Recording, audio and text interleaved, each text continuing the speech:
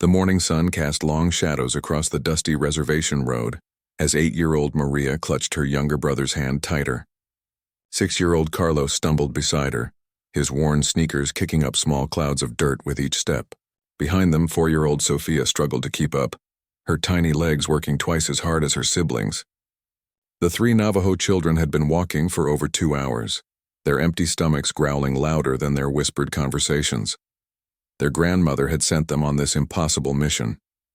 With no money left for food and the nearest store 30 miles away, she had pointed toward the massive ranch that bordered their small community.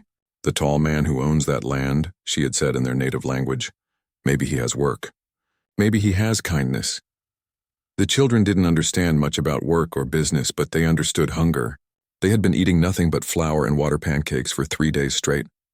As they approached the enormous iron gates of the Sunset Ridge Ranch, the children's eyes grew wide. They had never seen anything so grand. Rolling green pastures stretched as far as their young eyes could see, dotted with hundreds of cattle that looked fat and healthy. A long winding driveway led to a house that seemed bigger than their entire neighborhood. Tall oak trees provided shade for expensive-looking horses that grazed peacefully in white-fenced paddocks. Maria had heard stories about this place from the adults in their community. They spoke in hushed tones about the wealthy rancher who lived here, a man so tall he had to duck through doorways with hands bigger than dinner plates.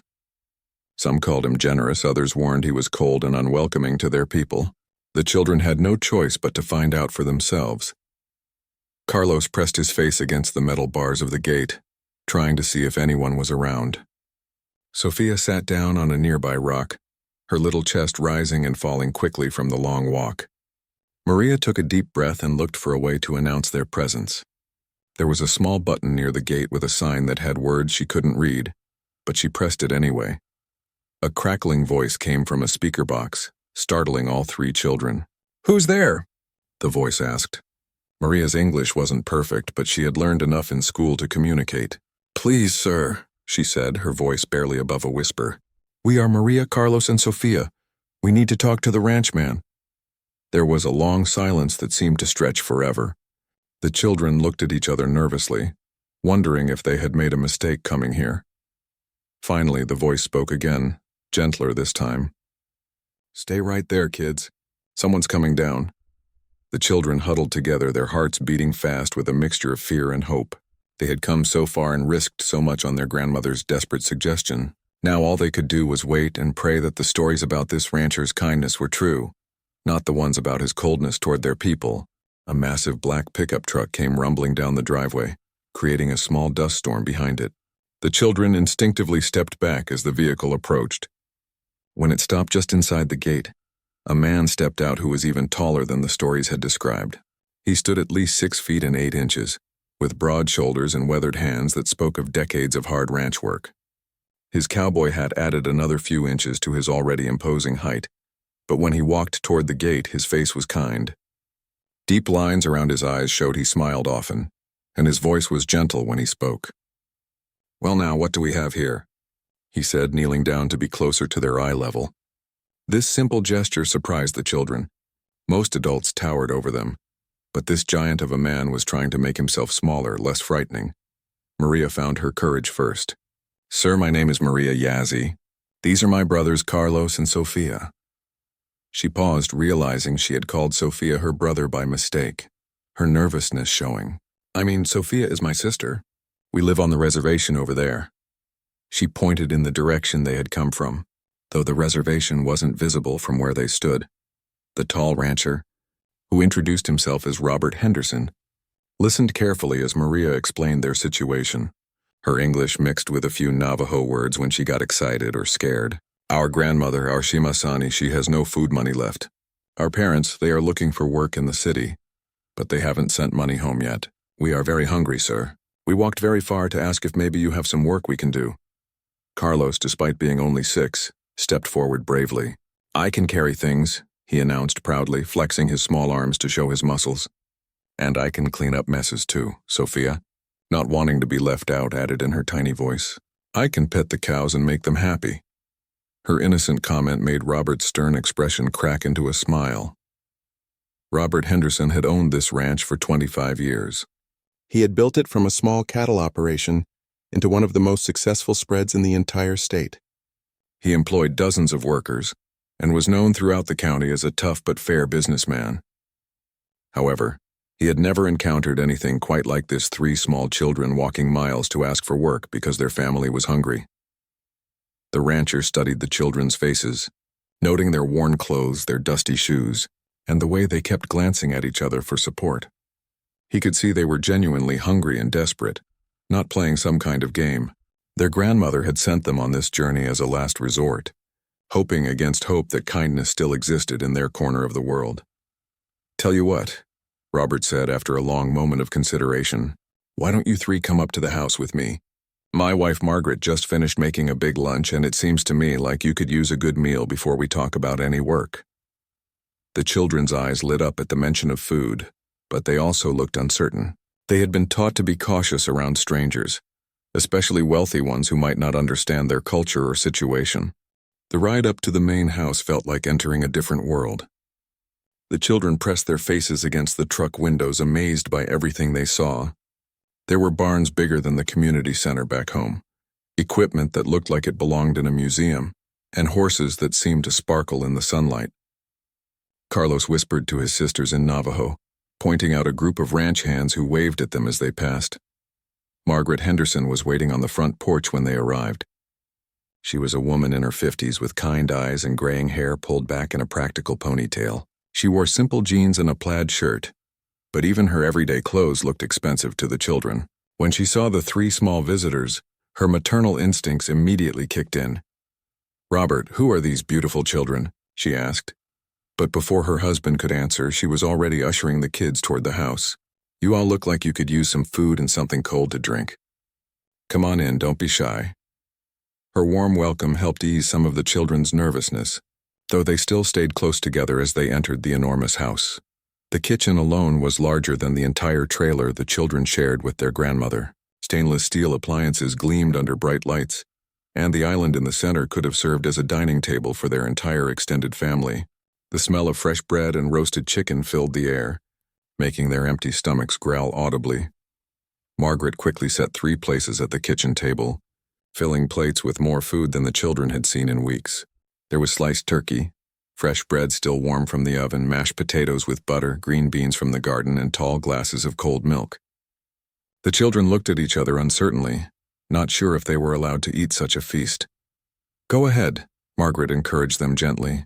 "Eat as much as you want. There's plenty more where that came from." She sat down with them while Robert leaned against the counter, both adults watching as the hungry children began to eat.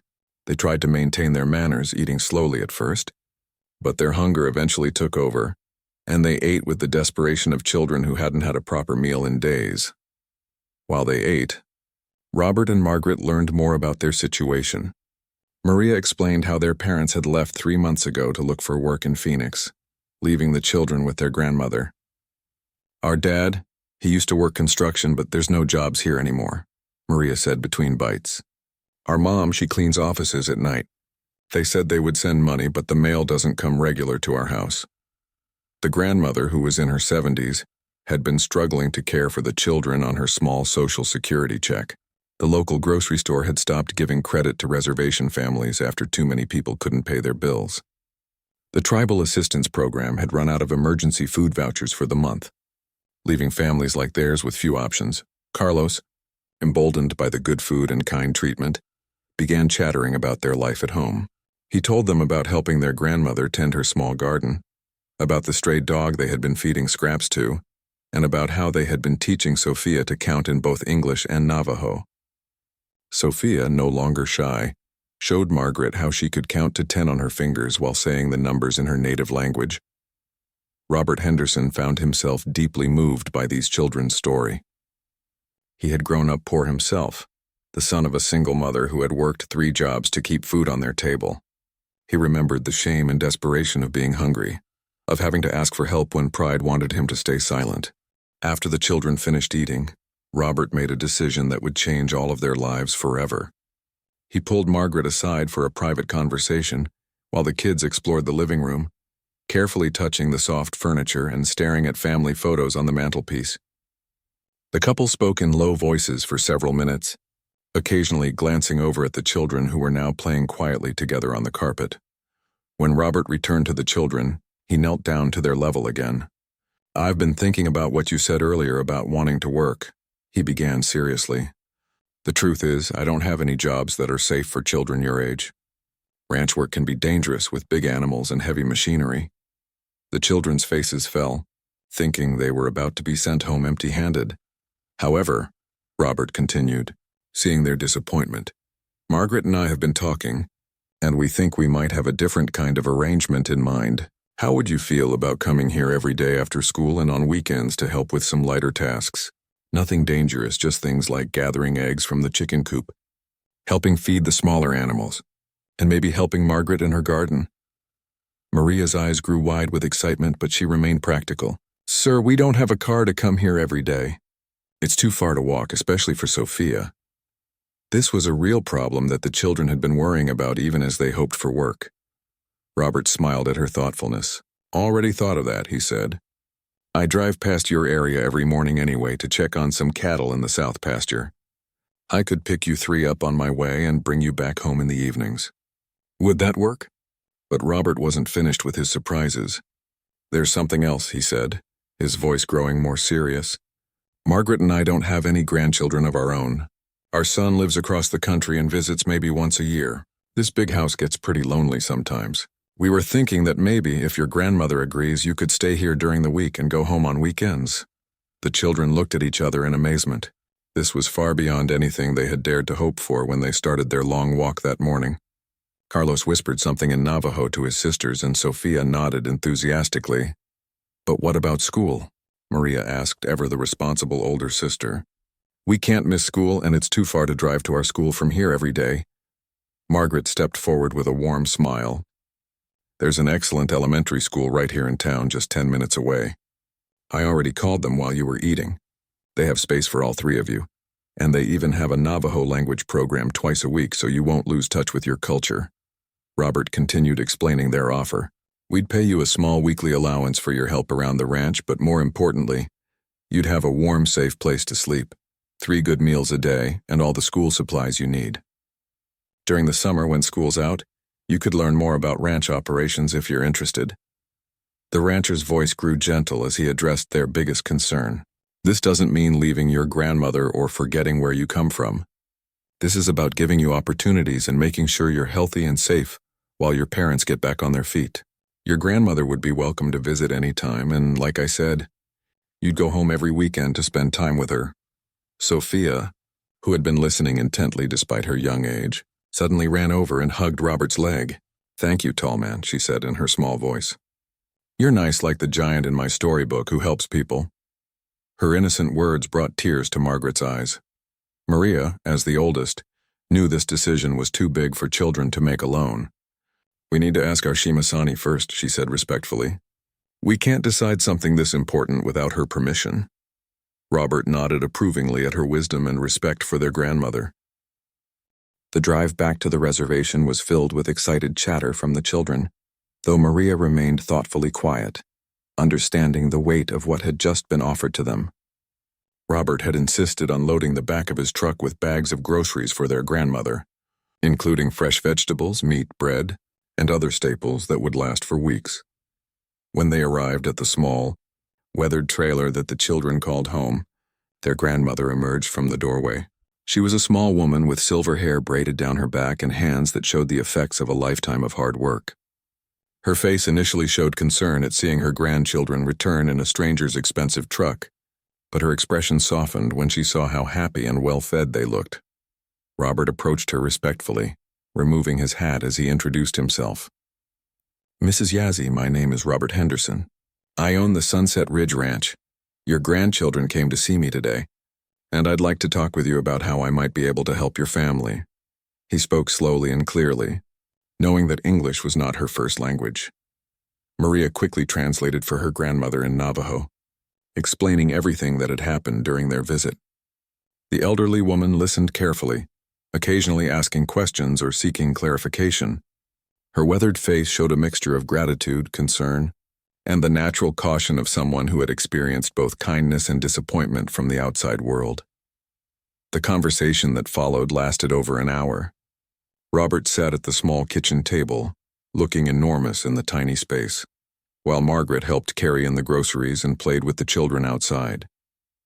He explained his offer in detail, answering every question the grandmother had about schooling, safety, cultural preservation, and the children's well-being. "I know this is a big decision," Robert said gently. "I'm not trying to take your grandchildren away from you or from their heritage. I'm trying to give them opportunities while keeping your family together. They would still be your grandchildren, still be part of this community, still speak your language and learn your traditions." The grandmother studied this tall rancher carefully, looking for signs of dishonesty or hidden motives. She had lived through decades of broken promises from outsiders, times when help came with strings attached or disappeared when it became inconvenient. But something in Robert's manner, combined with her grandchildren's obvious trust and happiness, began to convince her that his offer was genuine. "Why?" she finally asked in careful English. "Why do you want to help children who are not your family?" It was a fair question that deserved an honest answer. Robert was quiet for a moment, gathering his thoughts. "Mrs. Yazzie, I grew up poor. I know what it's like to be hungry, to worry about having a place to sleep, to feel like the world doesn't care about you. I was lucky enough to have people help me along the way, and now I'm in a position to help others. Your grandchildren are special kids. They're smart, respectful, and they love each other. They deserve every chance to succeed in life." He paused, then continued. "Margaret and I have been blessed with success, but we've also been blessed with loneliness. This big ranch, this big house, it's all very quiet with just the two of us. Maybe this arrangement helps everyone. Your grandchildren get opportunities, you get to know they're safe and well cared for, and Margaret and I get to experience what it's like to have children's laughter in our home." Outside, they could hear Carlos teaching Margaret a children's song in Navajo, while Sophia picked wildflowers to make a bouquet. The sound of their joy was infectious, bringing smiles to both adults inside the trailer. The grandmother made her decision with the wisdom of someone who had learned to recognize genuine kindness when she encountered it. "We will try this," she said finally. "But if my grandchildren are unhappy, or if they forget who they are, they come home immediately." Robert nodded solemnly, understanding that he was being entrusted with something more precious than gold. 3 years later, the transformation was remarkable. The Sunset Ridge Ranch had become a place where two worlds merged beautifully, creating something richer than either could have been alone. Maria, now 11, was at the top of her class and had developed a passion for veterinary medicine after working closely with the ranch animals. Carlos, 9 years old, had become Robert's shadow, learning everything about ranch management while maintaining his gentle way with animals. Sophia, now 7, split her time between helping Margaret in an expanded garden and teaching Navajo songs to anyone who would listen. The arrangement had evolved naturally over time. The children's parents had found steady work in Phoenix and visited every few weeks, amazed at their children's growth and opportunities. Their grandmother had become a cherished part of the ranch community, spending several days each week at the main house, sharing traditional stories and teaching Margaret to cook Navajo fry bread. Robert had kept every promise he made that first day. The children attended the local school, but also spent summers learning from tribal elders, ensuring they remained connected to their heritage. They were fluent in both English and Navajo, comfortable in both worlds, and confident in their own identities.